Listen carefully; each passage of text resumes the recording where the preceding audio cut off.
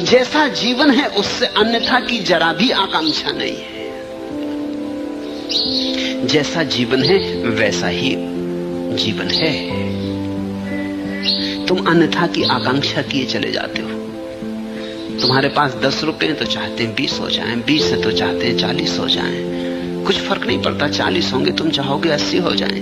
99 का फेर तो तुम जानते ही हो। मगर ये धन के संबंध में ही लागू होता तो भी ठीक था।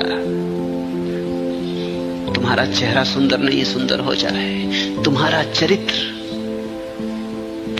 सुंदर हो जाए, सुशील हो जाए, तुम महात्मा हो जाओ, बात वही की वही है। तुम जैसे हो वैसे मैं राजी नहीं। महात्मा होना है ये क्या क्षुद्रात्मा, ये क्या पड़े घर गृहस्थी में।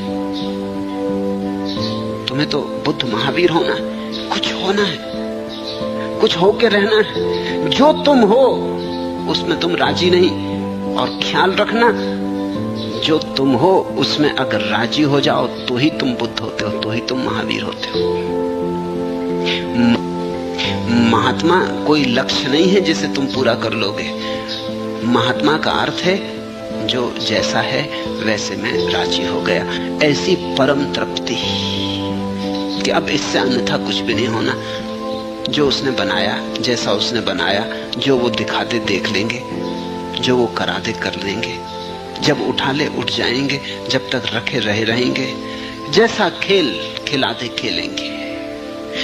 ऐसी जो भाव दशा है वही महात्मा की, महाशय की दशा है। ये सूत्र बहुत मनन करना, ध्यान करना। कृत्यम किमपि न एव, नहीं कोई कृत्य है, न कापि हृदय रंजना, और न हृदय में कुछ आकांक्षा है कि ऐसा ही हो। ऐसा कोई राग नहीं, ऐसा कोई अनुराग नहीं, ऐसा कोई मोह नहीं, ऐसी कोई ममता नहीं, आकांक्षा नहीं। यथा जीवन में वे, जैसा जीवन है।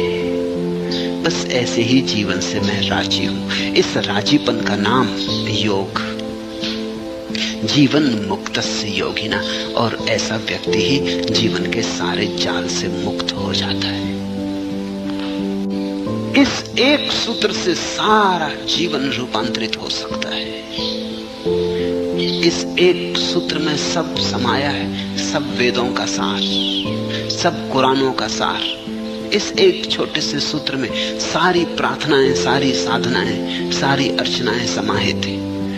इस एक छोटे से सूत्र का विस्फोट तुम्हारे जीवन को आमूल बदल सकता है।